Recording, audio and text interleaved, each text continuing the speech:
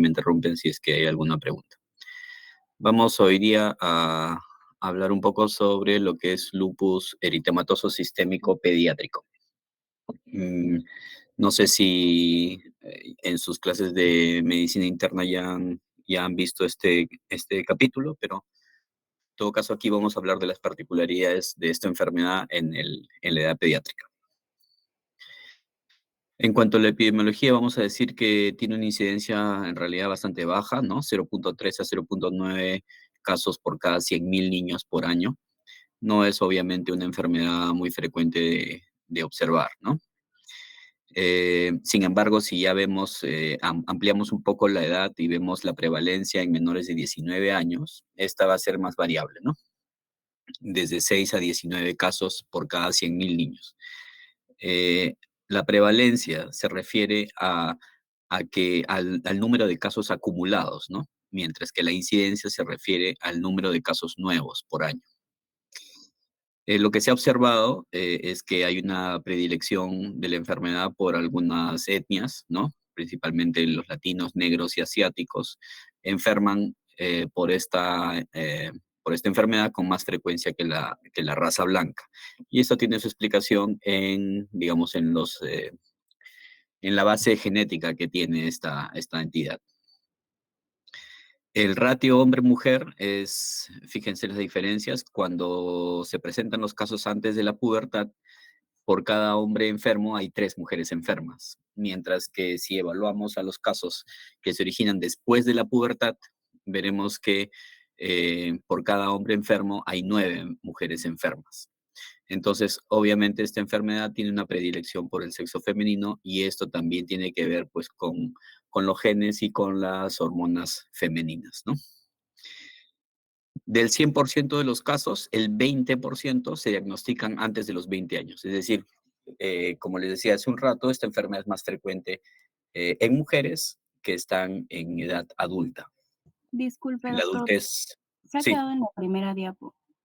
ok, sí, siempre pasa eso. Vamos a estar así. ¿Ahí lo ven mejor? Sí, doctor, ya está corriendo. Ok. Entonces, como les decía, el 20% de los casos se presenta en la edad pediátrica o antes de los 20 años, ¿no? Y la edad promedio del diagnóstico, cuando se da en la edad pediátrica, es los 12 años. Un poco de la patofisiología. ¿Ven mi cursor? Sí, ¿Sí? doctor. Ok, entonces en la patofisiología podemos diferenciar 2 grupos de factores muy importantes, ¿no? Que son los factores medioambientales y mecanismos epigenéticos, ¿no? Y los factores genéticos, ¿no? ¿Qué fundamento tenemos para hablar sobre los factores genéticos? Los gemelos homocigóticos tienen 10 veces más riesgo que los disigóticos. ¿Qué son los gemelos homocigóticos? Aquellos gemelos que comparten todo el pool de cromosomas, ¿no? Esos niños tienen, digamos, uno de los gemelos tiene 10 veces más probabilidad de enfermar cuando su hermano también está enfermo, comparado con niños que son gemelos pero no idénticos, ¿no? Eso demuestra obviamente que hay una carga genética importante. Los niños los niños que no son gemelos, pero que tienen un hermano con diagnóstico previo de lupus eritematoso, tienen un riesgo de 8 a 20 veces mayor que aquellas personas que no tienen hermanos enfermos, ¿no? Eso obviamente también tiene que ver con la carga genética. Y ya se han encontrado una gran variedad de genes que tienen cierta relación con esta enfermedad. Entonces, tiene que haber una predisposición genética. Sin embargo, estos factores genéticos o estos genes tienen que expresarse cuando están expuestos a factores medioambientales, ¿no? O a factores que van a influir la epigenética, ¿no? O sea, la manifestación de los genes, ¿no? Entre ellos, los más conocidos, tenemos a la radiación solar. Los rayos UV son uno de los factores medioambientales más importantes para esta enfermedad. Las infecciones, particularmente infecciones de tipo viral, ¿no? Hormonas, ya hemos visto cómo en las mujeres es más frecuente, ¿no? Algunas toxinas, aunque esto no está muy claro todavía, y el uso del tabaco, ¿no? Estos factores medioambientales van a influir sobre la carga genética del individuo para lograr o para provocar una pérdida de la tolerancia autoinmune, es decir, el cuerpo va a dejar de tolerar sus propios antígenos y va a desencadenar una respuesta autoinmune, es decir, una producción de anticuerpos contra, contra antígenos de su propio organismo, ¿no? Y esto va a llevar a a las manifestaciones clínicas de esta enfermedad, que tiene una variedad bastante grande, ¿no? Como vamos a ver más adelante. Esta misma patofisiología va a ser muy similar casi para todas las enfermedades autoinmunes, ¿no? Ahora, de todas las enfermedades autoinmunes, la más frecuente es la artritis reumatoide infantil, de la cual vamos a ver más adelante, y luego viene el lupus eritematoso sistémico. En el cuadro clínico podemos identificar síntomas generales que los presentan muchos de los pacientes, sin embargo son tan inespecíficos que no permiten hacer un buen diagnóstico, ¿no? Por ejemplo, la astenia, ¿no? La pérdida de peso, la fiebre, la sudoración, las linfadenopatías, la hepatosplenomegalia, son síntomas y signos que van a aparecer en la gran mayoría de pacientes, pero que son tan inespecíficos que no permiten por sí solos llegar al diagnóstico. Usualmente hay un retraso en el diagnóstico de los pacientes en promedio de 4 meses. Fíjense que como es una enfermedad no muy frecuente en la edad pediátrica y la presentación clínica es tan variable, muchas veces no se piensa en esta enfermedad al inicio de la manifestación de los síntomas clínicos y por lo tanto el retraso en el diagnóstico es de 4 meses desde que se inicia la enfermedad. La constelación de síntomas, como decía, es bastante variable entre cada paciente. Y lo que sí hay que resaltar es que cuando el lupus empieza en la edad pediátrica, esta enfermedad es mucho más severa que cuando empieza en la edad adulta. ¿Ok? Y obviamente tiene peores resultados en el tratamiento. Vamos a empezar ahora a describir los signos y síntomas que se manifiestan de acuerdo a su frecuencia, es decir, vamos a ir de lo más frecuente a lo menos frecuente y también vamos a ir por sistemas, ¿no? Entonces, lo más frecuente en esta enfermedad o la manifestación más frecuente en esta enfermedad son alteraciones o la afectación mucocutánea, es decir, la afectación tanto de la piel como de las mucosas. Fíjense, 90% de los pacientes que sufren de lupus eritematoso sistémico tienen este tipo de afectación, así que es bastante frecuente. ¿Qué tipos o qué signos o qué manifestaciones puede darse a este nivel? El más frecuente, ¿sí? Y el más característico y por la que se conoce a esta enfermedad es el exantema en alas de mariposa, ¿no? Es un exantema macular que se ubica sobre las regiones malares en forma simétrica y pasa por el puente nasal, ¿no? Respetando los pliegues nasolabiales. Ahorita les voy a mostrar una foto y van a ver cómo simula bastante las alas de una mariposa y por eso tiene ese nombre, ¿no? Exantema en alas de mariposa. Como les decía, es la afectación o la afección mucocutánea más frecuente. A la frente y el mentón también podrían estar afectados y como les dije es una erupción maculopapular con escamas pero no prurrítica, es decir, no pica, ¿no? Y algo muy importante, hay fotosensibilidad. Generalmente la mayoría de pacientes refieren que este exantema aparece luego de haber estado expuestos a la radiación. Aquí tienen varios ejemplos de cómo luce este exantema, ¿no? Fíjense, les dije que se ubica en forma simétrica sobre la región malar, pasando por el puente de la nariz y respetando el pliegue nasolabial, que es este de aquí, ¿no? Este es el famoso exantema en alas de mariposa. Igual aquí, quizás no se ve tan, ah, tan vivamente como aquí, ¿no? Pero aquí también otra vez podemos verlo, ¿no? Eh, Otra manifestación que también se presenta con bastante frecuencia es el lupus discoide. Esta manifestación cutánea se caracteriza por lesiones que tienen forma de monedas, ¿no? Que se ubican en la cara, en las orejas, en el cuero cabelludo. y consiste en un rash eritematoso que se descama y deja cicatriz.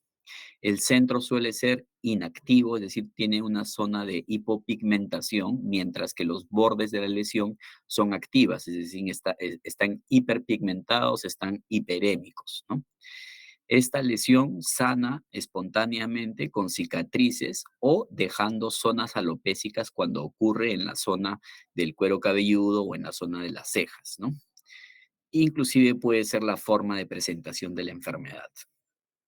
Aquí fíjense cómo hay lesiones numulares, ¿no? O discoides, es decir, en forma de monedas, ¿no? Que, miren, en este caso hay lesiones antiguas que ya han dejado cicatriz en la mejilla de este niño, ¿no? Como también aquí, miren, hay una lesión ya cicatrizal, ¿no? Que ha provocado una pérdida de las cejas, ¿no? Aquí ven una lesión activa con el centro hipopigmentado, mientras que los bordes están eh, eritematosos activos, ¿no? ¿Ok? Estos son ejemplos de lo que es el lupus discoide, que también es una manifestación frecuente. Muchos niños tienen afectación vasculítica, ¿no? Y esto se manifiesta en el eritema palmar. Voy a mover la gráfica para que puedan verla. Ahí está. Este es un eritema palmar, fíjense, como en la palma de las manos de este niño aparecen lesiones eritematosas, ¿no? Como placas.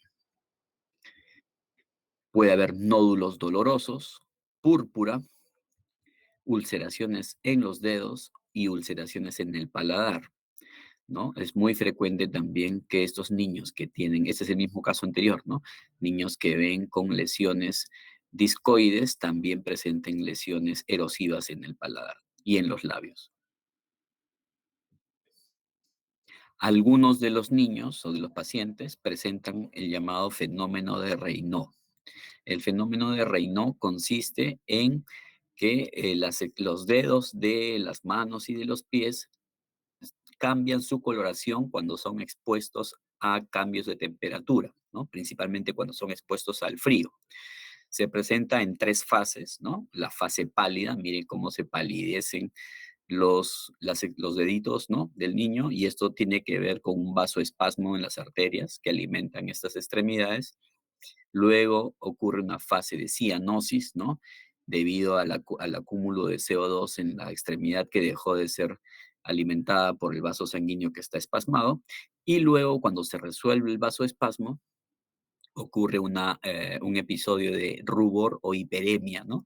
Los dedos se ponen calientes, rojos, y los pacientes manifiestan sensación de picazón, ¿no?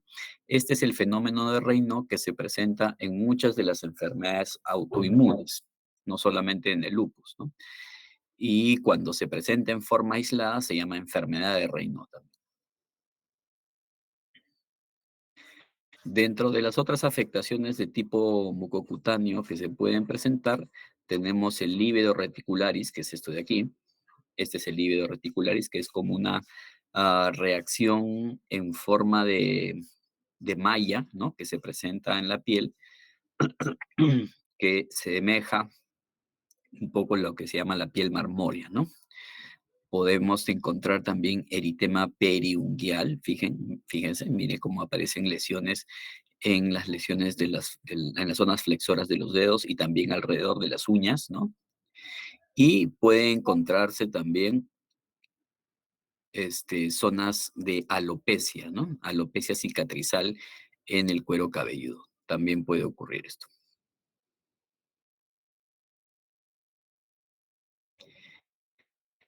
Otro sistema, digamos, que está bastante afectado en esta enfermedad son las articulaciones. 67% de los pacientes pediátricos manifiestan síntomas de artritis, ¿no? Que se observa en forma de artralgia.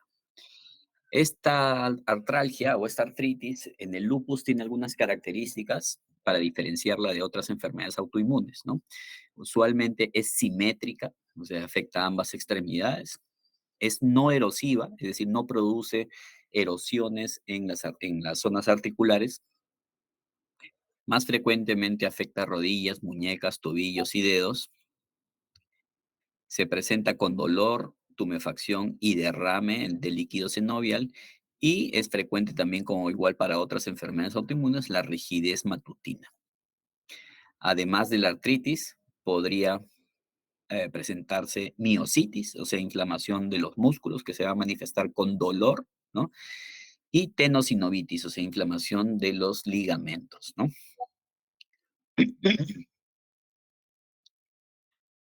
65% de los pacientes afectados por lupus sufren de daño renal. De hecho, el daño renal es el que establece la severidad de la enfermedad. 65% de estos pacientes presentan algún tipo de afección renal que se llama nefropatía lúpica, que de hecho, como les decía, no solamente es la que determina la severidad de la enfermedad, sino también es la principal causa de muerte de estos niños. En la mayoría de los casos, la afección renal se presenta tempranamente en el primer año de la enfermedad. Y las manifestaciones de afección renal pueden ser múltiples, ¿no? Desde proteinuria, hematuria, hipertensión arterial, hasta insuficiencia renal, síndrome nefrótico. De hecho, existe una clasificación para la nefritis lúpica o para la nefropatía lúpica y para determinar esta clasificación y el grado de afección es necesario hacer una biopsia renal. Entonces, estas niñas generalmente son expuestas a ese procedimiento para poder identificar cuál es el grado de afectación que tienen en su riñón y cuál va a ser su pronóstico de enfermedad. 2/3 de los pacientes afectados también tienen compromiso neuropsiquiátrico. Es la segunda causa de morbilidad y mortalidad, así que no es nada despreciable la aparición de estos síntomas, ¿no? La mayoría de las niñas presenta dentro del primer año de enfermedad ya algún signo de afección neuropsiquiátrica. Y los síntomas pueden ser tan variables como cefalea, convulsiones, psicosis, vasculitis del sistema nervioso central, mielitis transversa, stroke, o sea, infartos, etc.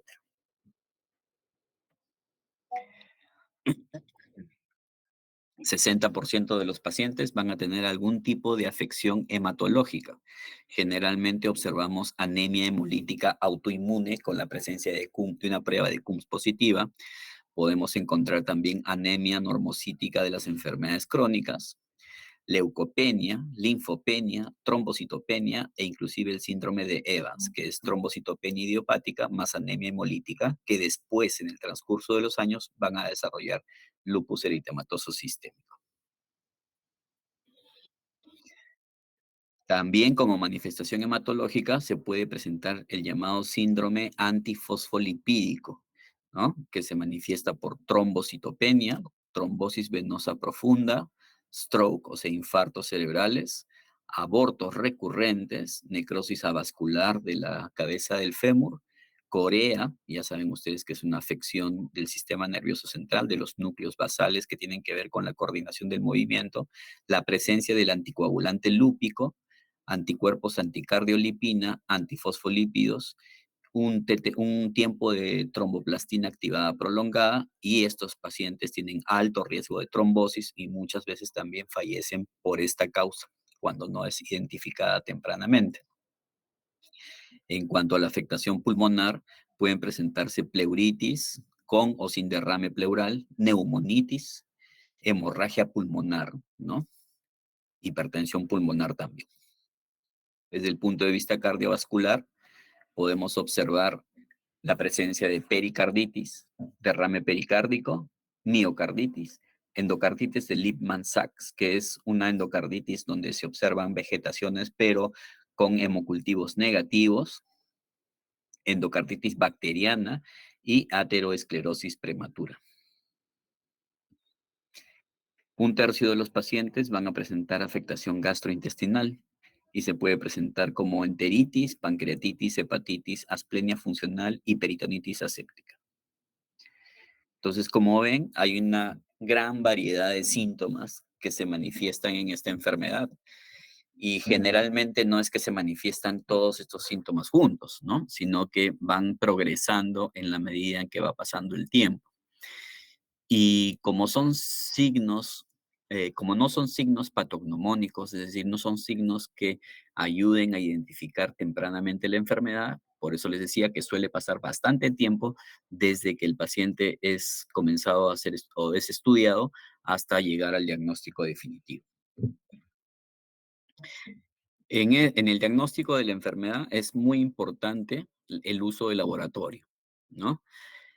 Eh, en cuanto a lo que podemos encontrar desde el punto de vista laboratorial, tenemos las células del lupus eritematoso, que son unas células, miren, unas células tipo linfocíticas bien grandes, con un citoplasma bien grande, con el núcleo en la periferia, ¿no? Es lo que le llaman las células de LE. Pero si bien es cierto, esto se usaba antes para el diagnóstico, hablo de hace muchos años atrás, ahora ya se ha dejado de usar porque la presencia de estas células es bastante inespecífica para el diagnóstico, ¿no? Por lo tanto, ahora se echa mano más bien de la inmunología, ¿no? Y tenemos como uno de los criterios diagnósticos la presencia de anticuerpos antinucleares que están presentes, fíjense, en el 99% de los pacientes con lupus eritematoso sistémico, es decir, tiene una gran sensibilidad esta prueba. Son positivos en un tercio de la población normal, sin embargo, o sea, hay un gran número de personas que no tienen la enfermedad, pero que sí pueden dar positividad para estos anticuerpos. Entonces, los anticuerpos antinucleares tienen una gran sensibilidad, pero una baja especificidad. Am, Son tan frecuentes la presencia de estos anticuerpos, o es tan frecuente la presencia de estos anticuerpos que cuando tú obtienes una prueba de anticuerpos antinucleares negativa, es muy difícil que puedas confirmar el diagnóstico más adelante, ¿no? O sea, su valor predictivo negativo es bastante alto. Sin embargo, no sirve para el seguimiento, es decir, no podemos echar mano de estos anticuerpos o la determinación de esos anticuerpos para evaluar si el paciente está mejorando o no producto del tratamiento, porque no se correlaciona la concentración de estos anticuerpos con la actividad de la enfermedad. Hay otro grupo de anticuerpos que son los anticuerpos anti-DNA de doble cadena, que se presenta en forma positiva en 75% de los niños con lupus. La particularidad de este tipo de anticuerpos es que sí sirve para monitorear el curso de la enfermedad porque sí está asociado con la actividad de la enfermedad. Es decir, a mayor concentración de estos anticuerpos, mayor actividad de la enfermedad. Entonces yo puedo usar este tipo de anticuerpos para monitorear el seguimiento de los pacientes que estoy tratando, ¿no? A veces también se puede determinar la presencia de anticuerpos anti-Smith. Perdón, un segundito.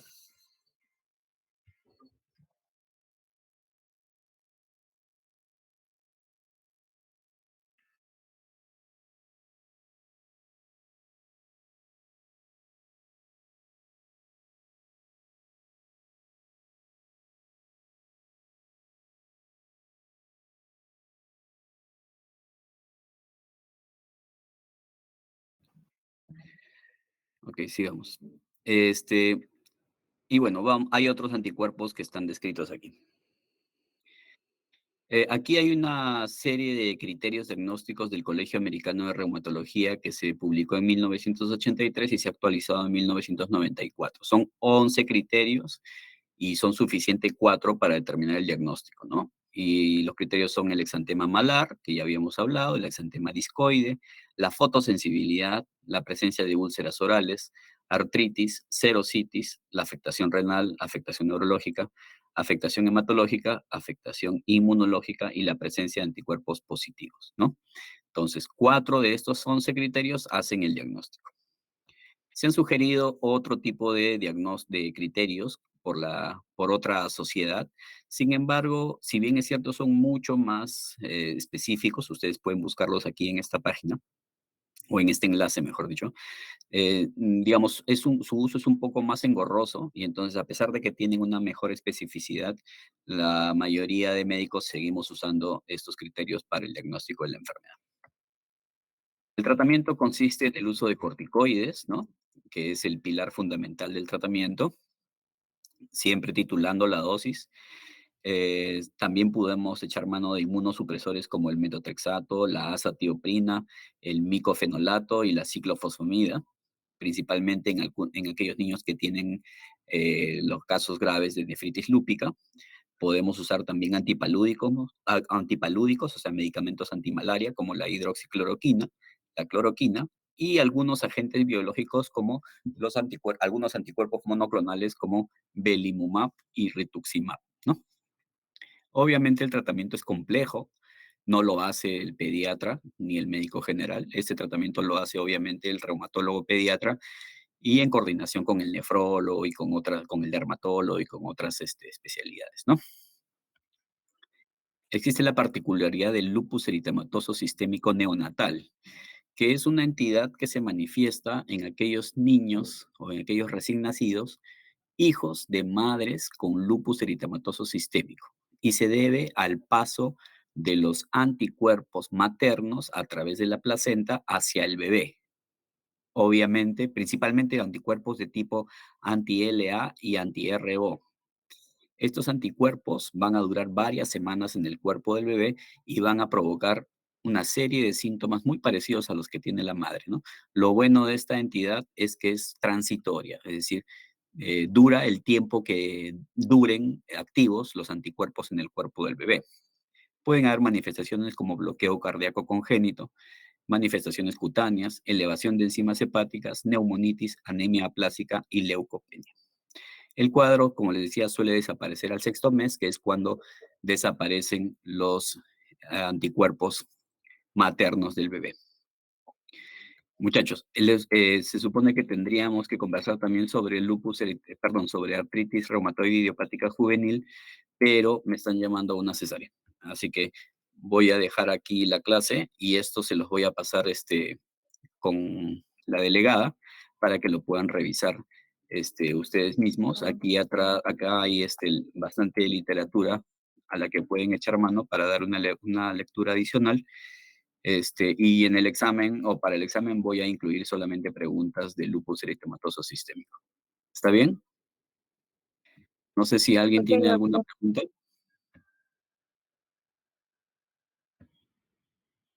Ok, muy bien. Entonces, si luego aparece alguna pregunta, me escriben o me llaman directamente. Muy bien, chicos. Los dejamos ahí. Hasta luego. Ok, doctor, hasta luego. Luego, doctor.